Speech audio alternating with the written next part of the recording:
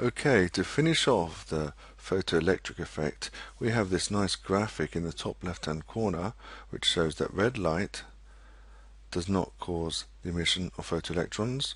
Green light does, because it has photon energy of 2.25 electron volts. There's the work function is 2.0 electron volts, so we have a surplus of 0.25 electron volts, and that will be the energy of the electron as it's emitted. I want you to do some calculation of the velocities of the photoelectron due to the green light and the photoelectron due to the blue light, and we'll run through the process of the first one. So find the kinetic energy of the photoelectron after the blue light has been absorbed, and then you can find the velocity. Well, you know that the total energy given by the photon is equal to hf will go into the work function and the kinetic energy that is left afterwards. You know that E is equal to hf. Now h is 6.63 times 10 to the negative 34 joule seconds. The charge on an electron is 1.6 times 10 to the minus 19. The mass of the electron is 9.1 times 10 to the negative 31 kilograms. And the work function of potassium is 2.0 electron volts. So the kinetic energy, by rearranging the photoelectric equation, is equal to hf minus the work function. So you calculate hf easily enough. You don't have the frequency, you have the wavelength, so you need to convert that into the frequency, and you have the work function which is in electron volts, so you need to change that into joules. So hf is h, which is this is the Planck's constant. The frequency is the speed of light divided by the wavelength, and then you subtract 2 electron volts. Of course, the 2 electron volts must be in joules, so you have to change it into joules.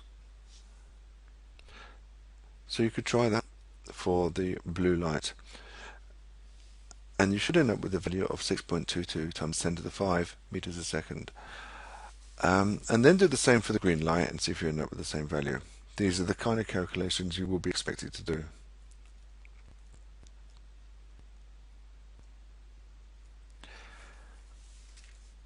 You're asked to be able to understand the graph of the photocurrent against the potential, the stopping potential or otherwise. Okay, so what we have is the photons are going to be arriving on the metal. They release the photoelectrons and they move across to the other plate, and you'll get a current. And it's called the photocurrent. So what we have here is that with a certain frequency, as soon as the electrons are released, they basically all drift over to the other plate.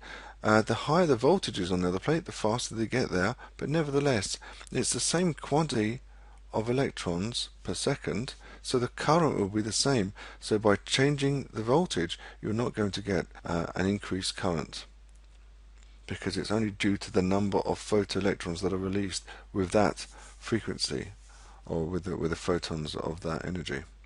However, once you get past 0 volts and you start reversing the potential, you start basically creating a stopping voltage, then this will start to tail off, because some of the electrons, some of the photoelectrons are not going to have enough energy to get across, and then it goes down to the lowest value.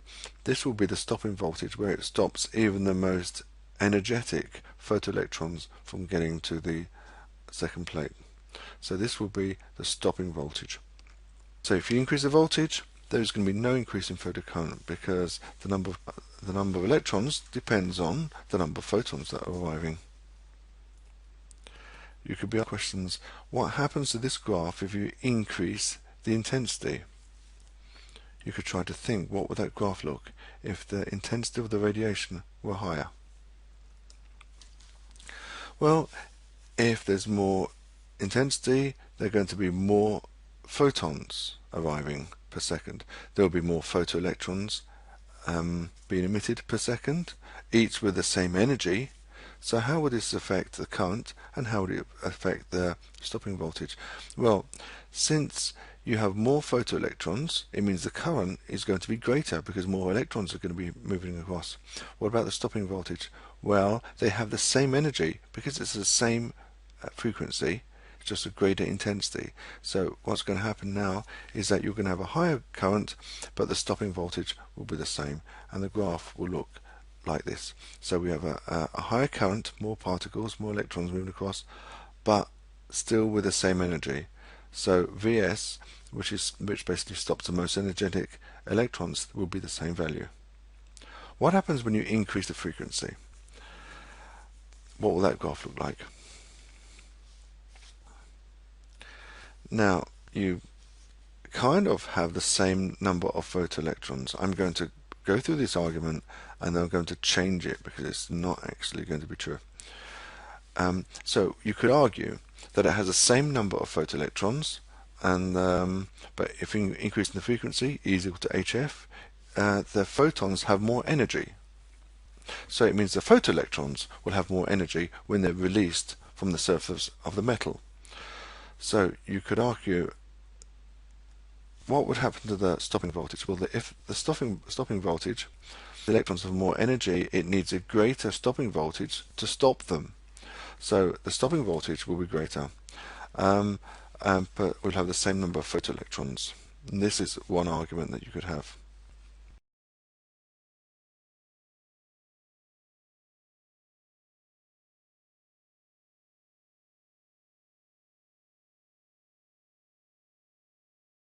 However, there's a fault in this argument.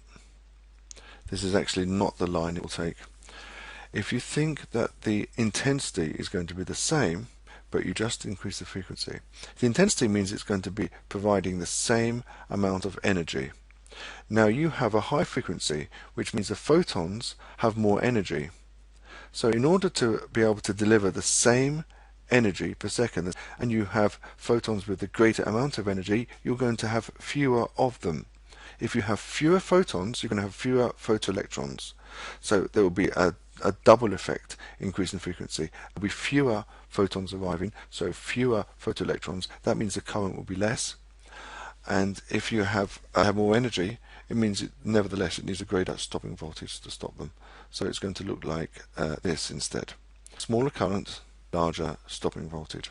So we need to change this really. This is not correct. So basically we have fewer photoelectrons and each with more energy.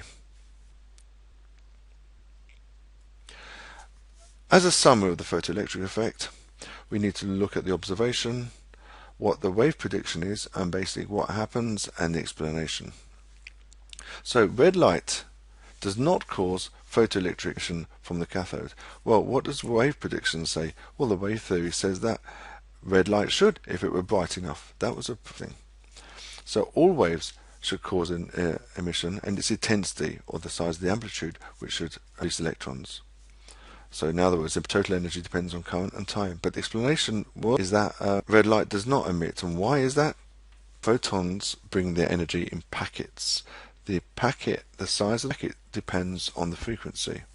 And this is explained by Einstein's equation, kinetic energy is equal to hf minus the work function. If the work function is greater than the energy provided by the photons, the electrons were not going to have enough energy to be released from the surface of the metal. The second point, if you increase the intensity of red light, it does not cause photon emission. Wave theory says you increase the intensity, you should then certainly get some emission.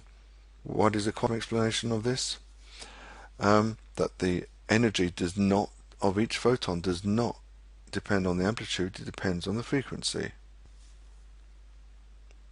So you could have very bright light and it still would not be enough to release electrons because the photons do not have enough energy. The last point, the photo emission happens instantly even at low intensity.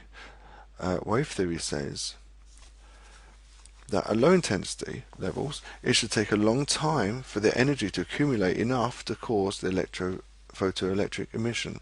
In other words, remember, energy is equal to power times time. So at very low intensity it will take a long time.